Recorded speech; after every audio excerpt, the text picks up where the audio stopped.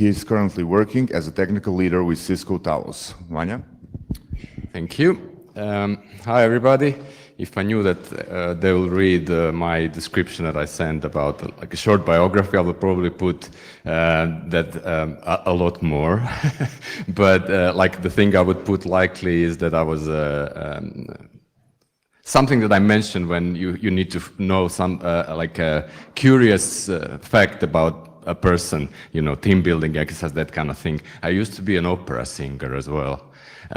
When I was 12, actually, I was part of a Croatian National Theatre children's choir, but when my voice mutated, then that's where my opera career ended. And so I had to become like a malware researcher in the end. Not that great, but yay. Yeah, I was hoping for so much more. So what are we going to cover today? We'll just go into like a brief introduction of what Autoit language is, and then like general idea of how can we obfuscate the Autoit code, or how the malware writers are trying to do it. Then we'll talk about classic like a process injection methods which are required by scripting malware to actually launch a PE payload in the end.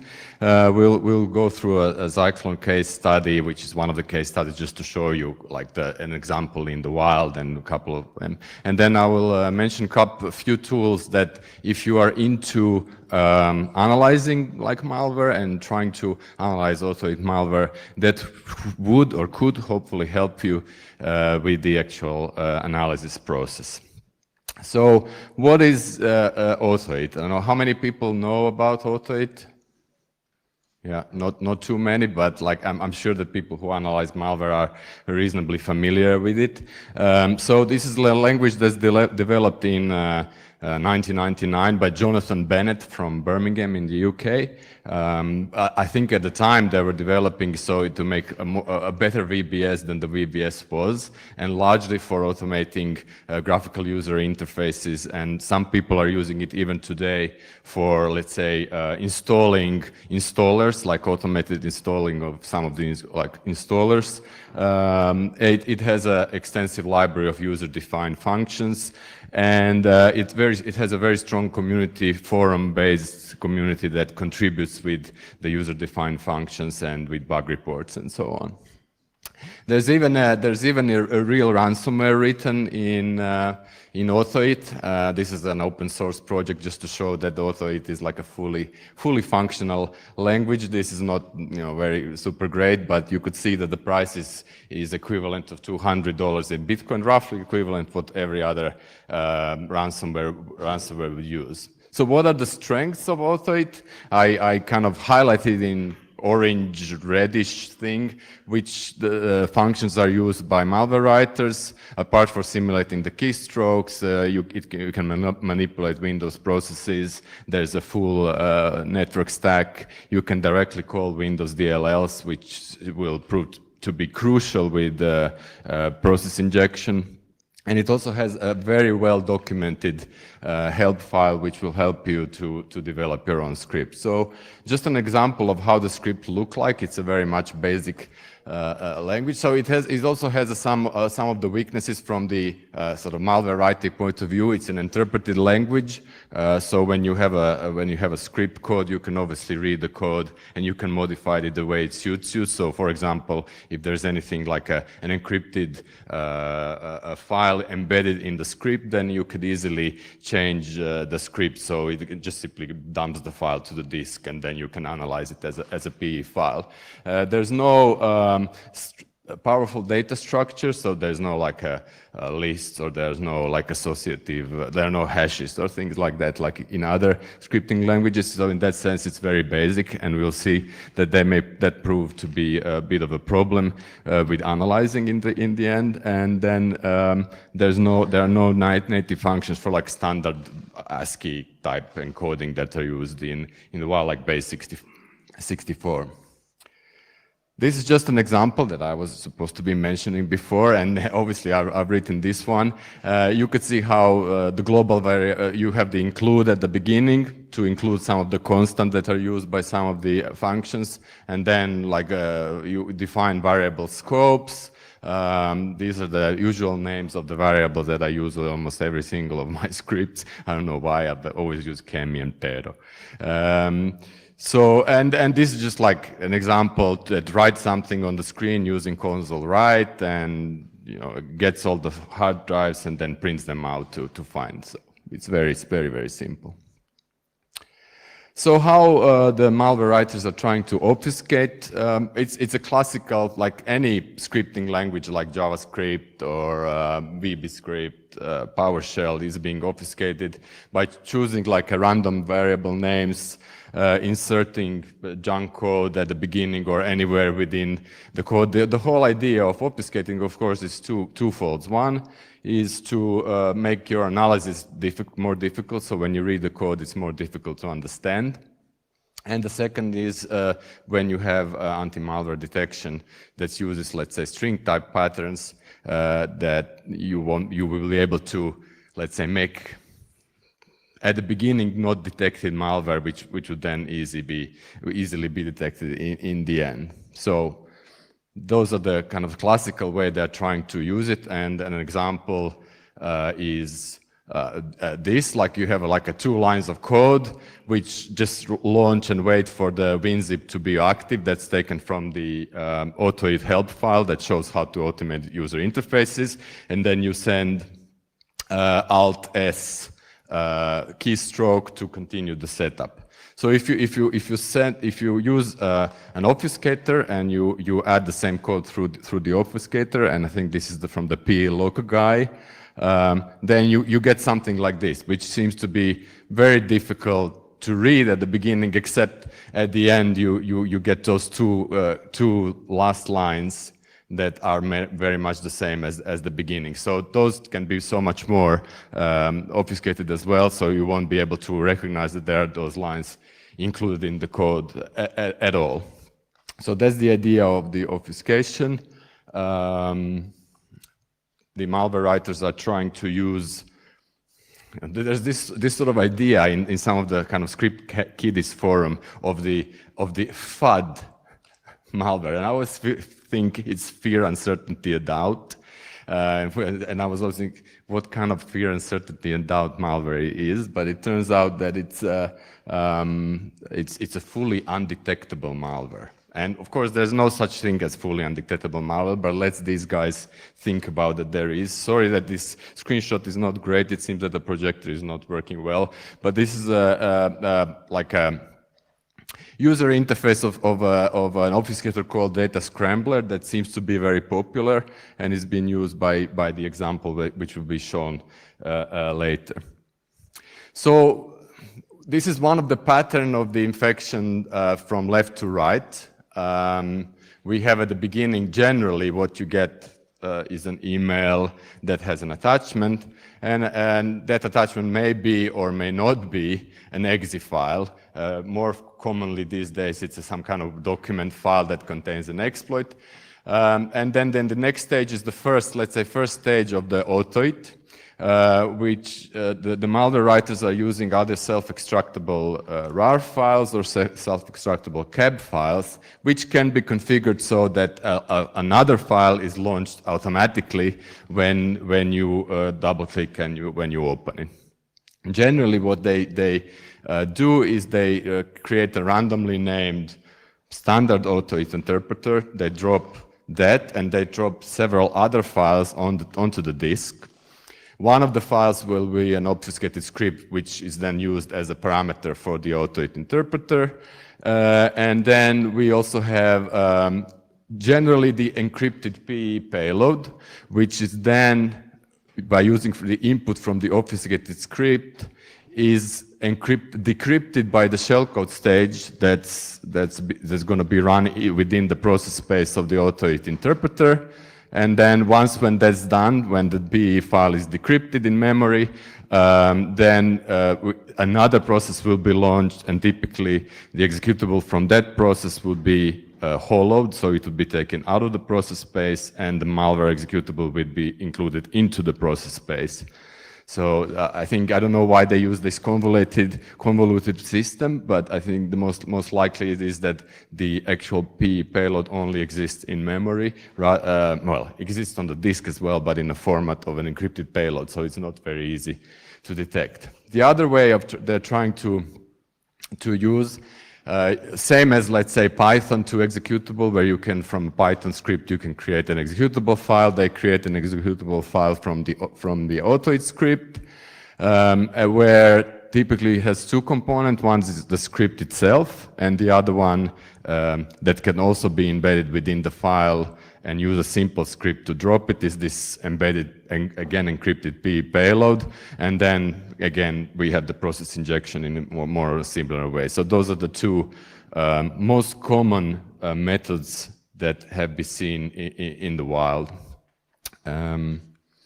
This is just to show that the same idea is that the payload only exists as a PE file in memory rather than on the disk, and this is this image is like just to show that high level of entropy on the file. So the file is encrypted. You really don't see any kind of structure that you can use to detect, except if you find, let's say, a file with a randomly named file with a high entropy on the disk, then you may be able to detect it in a way. But generally, you don't know what it is. So I don't know if it's a good idea to detect that kind of thing. What are the functions that are used in Autoit malware for the PE process injection? Well, like I said, there's no great C or C++ like structure that you can create in memory, but there are calls that start with DLL. DLL struct create allows you to create a C++ like structure. So, for example, you can you know how the process environment block looks like, or how the PE file looks like, and then you just define that in a DLL struct create call, and then from then on you can address parts of members of the structure to modify parts of it. With using the structure set and get data, you change the data of the structure, and you get the pointer of the structure using the call. So at the end, the DLL call is the one that's most important, and basically starts running the process injection process, or the shell code that does the actual decryption. So those are the kind of classic Autoit calls that are used by the malware. And then we also have the Windows 32 APIs. I won't go through them. I think they're all well known for people who are analyzing. One of the things that perhaps worth mentioning is this call Windows process, which is, as far as I've seen, used by Autoit malware to launch this first stage of shellcode, which basically decrypts the PE payload from the disk to the memory. And basically, as one of the parameters, it takes a callback. So what they do is they create a buffer in memory, they poke the buffer with the shellcode, and then they call Windows proc with the parameter of a callback, and that's where the whole process starts running. So we'll go into one of the real cases that I found a couple of months ago, and this is what actually launched or kickstarted the whole more in-depth look into Autoit malware, and then I realized there are actually quite a few of those flying around. Like any kind of malware, it starts with typically an email, and this is an email which I found in the telemetry that's used by the products. Like Cisco has an email gateway product and spam traps, and that's when I saw that kind of interesting, because it's slightly different. It has two attachments. One is the letter of introduction.doc, and the other one purchaseorders.zip. So why would you have two attachments? I have no idea, but that was kind of interesting. It looks like a reasonably legitimate email, but of course it's not. So the first stage, if you open the document, is a CV 2013 FSec2017 an exploit in Word document that basically that's an exploit in parsing TIFF image files, whereby you can modify the image file so that a function pointer is overwritten, and these active X bin files are used to spray the memory with shellcode, and then you're hoping that when you override the function pointer, it will jump into your shellcode, and you could see the typical kind of shellcode 41 statement, the what is it, add AX something. And so this is, at the end, you could see the actual URL. So it's very easy to recognize that this is a non-encrypted part of shellcode. This is a standard download and execute type of shellcode. The only thing that I found kind of more interesting with this, that it also tries to avoid some of the behavioral type detection. So if you try to detect behavior in user mode, then typically you will have function hooks starting with a call or a long jump or a breakpoint instruction. Some of the, I guess, anti-malware products using behavioral type detection will hook those Windows APIs. So what these guys are doing is that they encounter any of these presumable hooks, they will jump right in front. They will kind of jump over the five bytes, and they will call the function, hoping that they won't be able to be detected by anti-malware products. So the second stage is Autoit. It basically, when that file is downloaded, the final from the command and control server, when you extract it, then you see many files on the disk, and one of them is a 110 megabyte long file. So when you start reading through it, you think, oh, there's no way you can read it. And the only thing here you could see is it could be a Unicode file, and there are a lot of like Unicode spaces, and there's some kind of garbage characters and whatnot. And when I started kind of browsing and looking for strings, eventually somewhere like down the bottom of the file, you could see some of the, potentially obfuscated code, and you could see execute binary to string, blah, blah, blah. So, okay, it's an Autoit file, and with the super binary data structure language, whatever, also known as three regular expressions here. I was able to quickly recover basically the source code, remove all the noise, and come up with something that looks like this. Again, is not very easy to read. And then the next stage, which I'll talk about, I use a tool that would allow me to do a little bit more, and now I can see all these constants, and I can see which function calls are called. You can see DLL called, get tick count. So one of the things that guys are doing is that they're trying to see whether you're running in some kind of execution environment where if you take much longer, they won't be then executing the malware till the end. The third stage of the payload was just like a PE file that gets decrypted and then injected into the process memory of some of the processes. Well, it was an obfuscated.NET assembly file. Again, there's a whole different topic of how you deobfuscate .NET files, but I really don't like to analyze them. They can be pretty nasty with some of the obfuscation techniques. The only thing that I found is these guys modified the actual Cyclone botnet, and so if you launch it as a file from a command prompt, you will get this message box saying this is not meant to be used this way. It only has to be encrypted. It only has to be injected in memory, so you need to do some checking there. Well, I'll skip this because this is not really visible, but it just shows the whole line from the email to several layers and then eventually to a command and control server. So I will just briefly go through some of the useful analysis tools.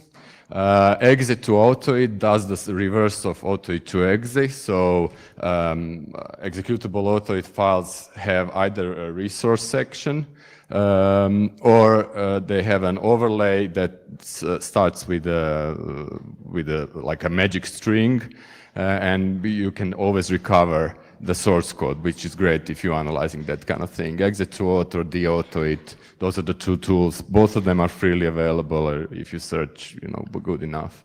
Regular expression and scripting, we saw that before. And then the tool which I really liked, and I found it recently, is Alt Parser. And the parser is really written in, it's written in Autoit again. Somebody was trying to write an Autoit parser in Autoit, which is kind of an interesting exercise. And a sort of debugger. The developers of Autoit are very careful not to allow debugging, knowing that it's very, very easy to reverse engineer, I guess, this. And so the only provision for debugging in the actual Autoit is like console write or something like print lines and so on. But there's another guy who created the debugger, and it's actually pretty good. So the parser has two functions. That one is to parse the file. Well, two interesting functions. There are many, many functions, of course. The parsers are pretty complex pieces of code. And the other one that's very useful for analysis is called deparse. So the first one creates an abstract syntax tree, basically from some kind of code. It creates in-memory representation of an expression. So here we have a variable, and on the right-hand side we have plus operator, multiplication, and division, right? So it basically allows you to then traverse the tree and then go back from this sort of representation in memory back to the source code. And this is used by the bad guys to obfuscate the code, but it could also be used by us good guys to deobfuscate the code. So what you can do is this is like the weird problem with analysis is there's no good structures for creating the abstract syntax tree. So an example that this parse program creates is basically a two-dimensional array that by some kind of convention has the right and left branches of the operation. But we are not that much interested in that. We are really interested in taking this and converting it back to the readable source code. So for example, here we have the deparse function, and the deparse function, what I try to do is now some of these weird function calls like binary to string, which I wouldn't be able to read, I define them as something that when they detected in the code, I can create my own, let's say, emulation or my own handler for this, and then I deobfuscate the script or the string and return it back to the source code. And then another function that was in one of the examples. And so this is like a big switch case statement in the Autoit code that basically the most interesting part for me is when you find a function call, what to do with the function call. So we also have here if the function call name is within my own functions that I defined. In that case, I call the function that I defined as a handler. One of the examples here is this function that basically does some kind of decryption, deobfuscation of a character, and it returns the character back as a standard string. So from here, you could see an obfuscated string that has a global variables that are pretty much unreadable from here, except you can only see the function calls. And when you parse it first and then deparse it, you are returned back with the same code, except now you have this sort of word deobfuscated string instead of the function call. So you really have more information about what's inside the Autoit script. And then one very simple regular expression is like if you search for quotation, space and remove them all, then you get it and you put together everything, and now it's much more readable in a way. So I found Autoit Alt Parser very useful. The other useful tool is the debugging, and as I mentioned, there's not really official kind of provision for debugging within Autoit, but somebody create a graphical debugger that basically from your own script or from the script it creates an instrumented Autoit code, then uses communication to communicate with the debugger, which communicates with the Autoit interpreter. So you kind of get breakpoints, you kind of get inspection of the variables, and it is pretty useful. So from the same script that I had at the beginning, as an example, the instrumented script is basically this. So every time you script one line, a new error is set, which basically then allow you to inspect variables and things like that. So it's not really a debugging provision, but it's better than not having anything. So how do we try to find this Autoit type of malware? Let's say if you're using VirusTotal, which is of course the repository that most of the people are using, you can create your Yara rules and look for the RC data type resource in the PE file with the name script, and then check whether the Autoit signature is there as a part of the resource, or you have an overlay with the Autoit signature and you'll be able to find them. For the RAR and self-extractable CAB files, then that's a bit more difficult. Then I usually use the import hash, file size, and the detection name by anti-malware tools, and most of them are detecting with some kind of Troj, Autoit, something, and that's where you find these interesting things. And of course, you can also try to use some of the behavioral rules from the VirusTotal when certain temporary file names are used. I think it's used one of the temporary file names, aut something.temp. So you could see from there as well a bit. Some of the more common malware families that are using are Lokibot, and I encounter a dark comment, which is the remote access Trojan. Zyklon is another bot which is used for like botnets and denial of service attacks. But there are quite a few of them, and if you look for them, you will definitely find them. So now how to protect against? Well, just as we recommend for PowerShell or VBScript or JavaScript, if you don't really use them, then disable them. Try to prevent from running. If you really don't need an Autoit interpreter, you simply just can say, well, if anything tries to run Autoit interpreter, I will block it. And if you really need to run Autoit interpreter, if you use it within your own environments, then you could at least detect that the Autoit interpreter uses a random name. And then you can again block it. Same thing with the Autoit to exe files. So I hope I didn't kind of I don't know, make you too much bored about this topic, but I found it reasonably interesting. For me, it was a useful couple of weeks when I look at this, and I needed a good topic for the conference. So I hope I succeeded. The only thing before me and I think the next presentation and the lunch is maybe we have a break. I don't know, but I wanted to invite you. The only marketing slide I have is to invite you to listen to our Beers with Talos podcast, which members of Talos are discussing like everyday security issues almost on a weekly basis, and it's been very successful, and most of the people say it's very entertaining. Unfortunately, the free beer is just upstairs, but not not within the podcast. So with that, I think we have maybe a couple of minutes for questions before we break for something, a break or the next presentation. Yep. You mentioned sandbox detection. Mm-hmm. In your experience, besides runtime execution speed, what are the most common techniques malware uses to detect sandbox? In malware in general, or? In this case, and in general.